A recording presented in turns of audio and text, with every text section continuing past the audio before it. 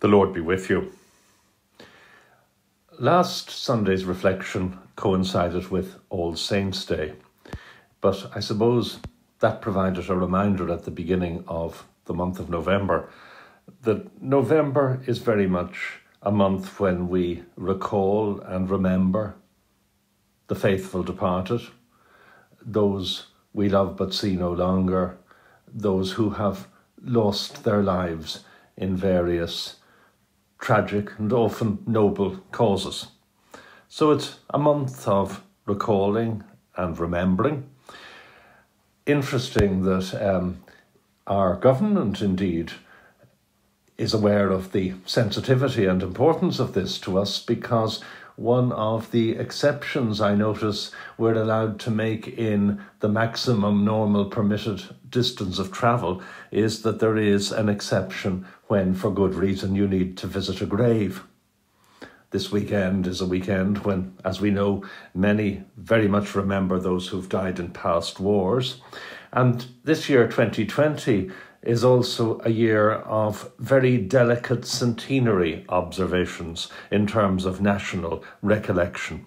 We think of Ireland in 1920, a lot of events connected with Cork, the death by shooting of one Lord Mayor, the death by hunger strike of another, the burning of Cork.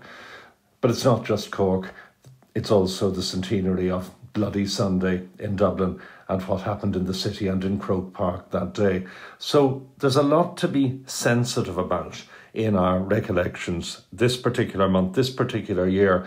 And although a lot of what's happening on the national stage isn't as public as we might have planned and expected to be, we remember the sensitivity with which 1916 was, I think, remembered, and the need for similar sensitivity in this and the coming years. And so this is a Sunday when we're very much concerned, frankly, with our history in all its turbulence and multi-layeredness. We'll come to today's gospel in a moment, which is really a story, a parable about where wisdom may be found, the distinction between wisdom and folly. And like it or not, I think it's often the responsible and careful study of history that can be a major source of wisdom for humanity. And sometimes study of history demands a new capacity to be generous to the narrative of, as it were, the other, and to see familiar events from a different point of view and under a different spotlight. I was reading recently in the Irish Times the column by the historian Dermot Ferreter, and he pointed out that history isn't about, as it were, the fact that if you neglect the events of the past, you may be condemned to repeat them. And indeed, that's something I've often said this month at war memorials and such commemorations. But he went on to say the real reason to study history is, frankly, to understand who we are. To understand who we are. Anyway, I mentioned today's gospel and now I come back to it. It's a parable that sounds the coming Advent note, but it's also about being wise where wisdom can be found as opposed to being foolish. And the story on the face of it is about two sets of bridesmaids, one group wise and the other group foolish in the context of the sudden arrival of the bridegroom, and the foolish ones missed out. Now, on the face of it, in the story, there's little connection between the wise bridesmaids and the study of history. They don't exactly come across as historians.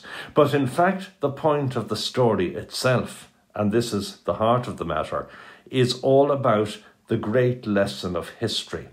It's about being able to assess and discern the signs of the times, about being attentive and not being overwhelmed by surprise at the turn of events. So the parable of the two sets of bridesmaids, which I'll read now, I think really is a story about the signs of the times. Matthew 25, Jesus said, "The kingdom of heaven will be like this. 10 bridesmaids took their lamps and went to meet the bridegroom. 5 of them were foolish and 5 were wise. When the foolish took their lamps, They took no oil with them, but the wise took flasks of oil with their lamps. As the bridegroom was delayed, all of them became drowsy and slept. But at midnight there was a shout, "Look, here is the bridegroom, come out to meet him." Then all those bridesmaids got up and trimmed their lamps. The foolish said to the wise, "Give us some of your oil, for our lamps are going out." But the wise replied, "No, there will not be enough for you and for us. You'd better go to the dealers and buy some for yourselves." And while they went to buy it, the bridegroom came, and those who were ready with him went into the wedding banquet, and the door was shut. Later the other bridesmaids came also, saying, "Lord, open to us." But he replied, "Truly I tell you, I do not know you. Keep awake therefore, for you know neither the day nor the hour." A parable of wisdom being connected to discerning and reading the signs of the times. The importance of the study of time, the study of history, if we are truly to know who we are. This coming week, in the context of history helping us to know who we are, I'm starting an online endeavour on November the 12th to pay, as it were, a virtual visit to all 150 places of worship in the diocese. I planned to do this originally, but now it's not possible. And I'm doing this because, and again, it's an exercise, an important one in history, it's 150 years since disestablishment, since the Church of Ireland ceased, thankfully, to be a state church and was free to chart its own future to meet the needs of the times. And I want to reflect in 150 different reflections virtually on events in each of the 150 years since disestablishment. Now, it may seem strange to be thinking about disestablishment 150 in the middle of the pandemic and when we've more things on our minds, but actually I don't want entirely to forget the events of 1870 any more than some of the events of 1920, which I mentioned earlier in this reflection. History being as it is, we can't understand ourselves as the Church of Ireland at all without understanding the events of disestablishment and how they shaped us and made us connect to society ever since. It's a hugely formative experience for us in our self-understanding, and I want just to assemble a little chronicle of how under God in the years since, year by year, we have lived through the turbulence and changes of Irish history, trying to be authentically what we are and to witness to a bigger truth. As I say, I couldn't do it in person.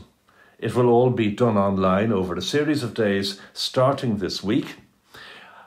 Because disestablishment freed the Church of Ireland to shape its own future, I'm thinking of how in our world today, the gift of literacy helps many people in the developing world, particularly women, to be enabled to shape their own future, to read the signs of the times in their own lives. So if anybody is kind enough to support me in my virtual tour of the diocese through these 150 reflections, it will be possible online to make donations to two causes via the Church of Ireland's Bishop's Appeal concerned with the empowerment of women through literacy, and they will be done in harmony with the Mothers' Union and Feed the Minds. So please travel with me, and please bear in mind, at the end of the day, the reason we study history is to understand ourselves, to enable us better, according to the biblical imperative, to understand the signs of the times, even as we approach the season of Advent. And so the collect of today, in a turbulent world, is about those in authority. And perhaps as we think of those in authority and those who have the responsibility of government, we might think particularly of the people of America in these days and the reading of the signs of the times that they must do. Almighty Father, whose will is to restore all things in your beloved Son, the King of all, govern the hearts and minds of those in authority, and bring the families of the nations divided and torn apart by the ravages of sin to be subject to his just and gentle rule, who is alive and reigns with you and the Holy Spirit, one God, now and forever. Today's Gospel reading inspired many hymns. Give me oil and my lamp keep me burning. Sleepers wake for night is flying. But I'll read one that is fairly familiar and based directly on today's Gospel, all about being awake, being ready, discerning the times as part of our calling. You servants of the Lord, each in your calling, wait, observe with care his heavenly word, be watchful at his gate. Let all your lamps be bright and trim the living flame. Be ready always in his sight, for awesome is his name. Watch is your Lord's command. The bridegroom shall appear, for his returning is at hand, and while we speak, he's near. O happy servants they, who wide awake are found to greet their master on that day and be with honour crowned. Christ shall the banquet spread with his own royal hand, and raise each faithful servant's head amid the angelic band. And perhaps it's not too soon, too far ahead of Advent to say, may the Lord, when he comes, find us both watching and waiting.